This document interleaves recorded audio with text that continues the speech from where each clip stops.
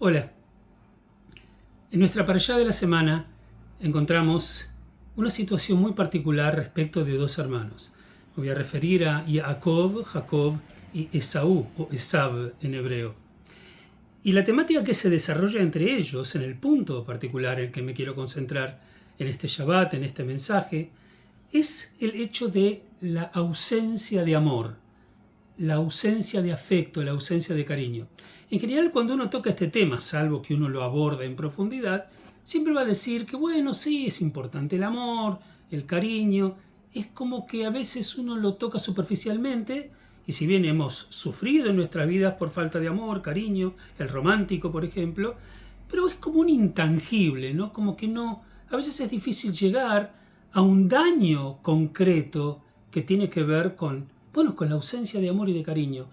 La Torá en este caso se va a concentrar justamente en eso, en la vida de estos dos hermanos.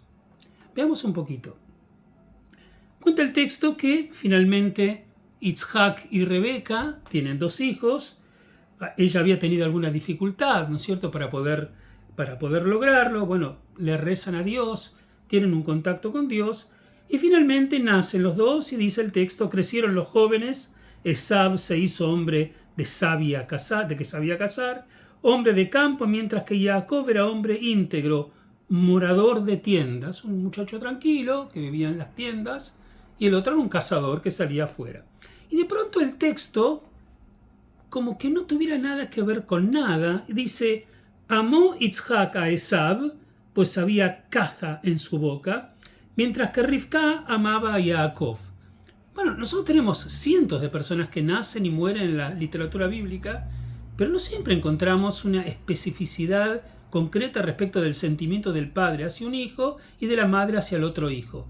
Evidentemente acá hay algo concreto que el texto nos quiere decir, ¿no? Uno ama a un hijo y el otro ama al otro hijo. No se explica y no se dice por qué se trae esto, ni tampoco cuáles son los motivos por los cuales esto ocurre. Pero sí se trae un episodio pequeño, que después se va a repetir en otras instancias, nosotros vamos a compartir ese solo, respecto de la relación entre dos hermanos. Sabemos que uno es amado por la madre y el otro es amado por el padre. Entonces cuenta la historia que había cocido Jacob, la famosa historia del guiso de lentejas, había cocido Jacob un guiso y vino, y Esav vino del campo y él estaba extenuado. Dijo Esav a Jacob, su hermano, hermano, dame de comer ahora del rojo, ese rojo que estás cocinando, el guiso de lentejas, pues estoy extenuado. Bueno, el texto cuenta que por ese motivo lo llamaron Edom. Edom viene rojo por lo rojo que le pidió que tome, ¿no es cierto? Y Jacob, en vez de que le diga, sí, hermano, por favor, toma un poquito, estás cansado, te veo agotado, como él le dijo Jacob, véndeme como el día, dice, tu primogenitura, Esav era el mayor, para mí. Entonces uno dice, che, tu hermano tiene hambre, está viniendo del campo de cazar, dale de comer. ¿Cómo te lo vendo? Y Esav le dijo, bueno, he aquí que yo voy a morir. Los intérpretes dicen que como él era cazador, vivía en riesgo todo el tiempo. Entonces, tarde o temprano, al final voy a morir, ¿no es cierto? Dice, ¿para qué pues ha de ser para mí la primogenitura? Entonces, bueno, te la vendo. Esav no le dio importancia a ser el primogénito en ese momento, ni la importancia que tenía en la literatura bíblica. Entonces Jacob le dice, bueno, pero júramelo como el día de hoy. Y él le juró y vendió su primogenitura a Jacob. Ahora, uno esperaría, ¿no es cierto?, en el vínculo entre dos hermanos, que si uno se siente mal, o tiene sed, o tiene hambre, y le pide al hermano, el hermano le da. Y si el otro escucha que el hermano se lo quiere vender, le dice, ¿sabes qué? Puede guardarte la comida esa. Yo voy a conseguir agua o un pedazo de pan en otro lado.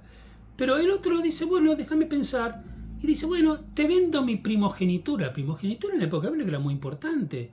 O sea, él ni siquiera tenía el criterio de que era importante ser el primogénito. Es la Biblia, ¿no? Las bendiciones especiales, el respeto del padre. No era gratuito el hecho de que el padre tuviera preferencia por él, porque era su primogénito. Y él se desprende de eso. Finalmente, bueno, él, de alguna manera, el relato bíblico entiende que Jacob compra la primogenitura, pero después el resto de la historia, que no nos vamos a dedicar ahora a contarla, se desenvuelve de manera negativa. Finalmente los hermanos se van a separar.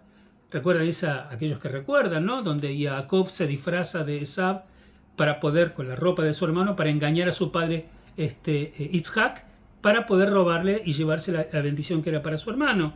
Y bueno, eso lleva a una pelea enorme que durante 2 décadas los hermanos no se van a hablar.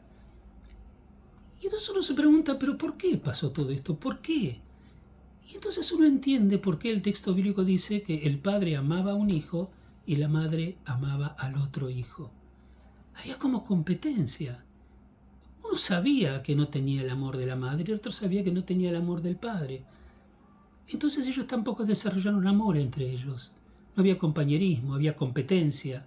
A ver cuál amor era más fuerte, cuál iba a prevalecer.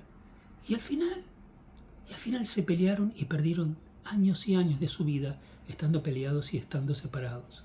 En definitiva, uno podría pensar, Jacob le robó la primogenitura, pero esa primogenitura, que son los derechos del primogénito, tampoco le sirvió para nada. Porque en definitiva, su hermano le dijo, Jacob, voy a matarte porque me robaste mi primogenitura, y él tiene que huir. O sea, las bendiciones de ser un hombre fuerte no corrieron porque todo era de mala entraña, todo era ilegal, todo era no de corazón. Y ellos recién se van a encontrar y se van a conciliar y reconciliar muchos años después, ya cuando estaban fuera de la casa de los padres. Creo que acá hay un mensaje importante.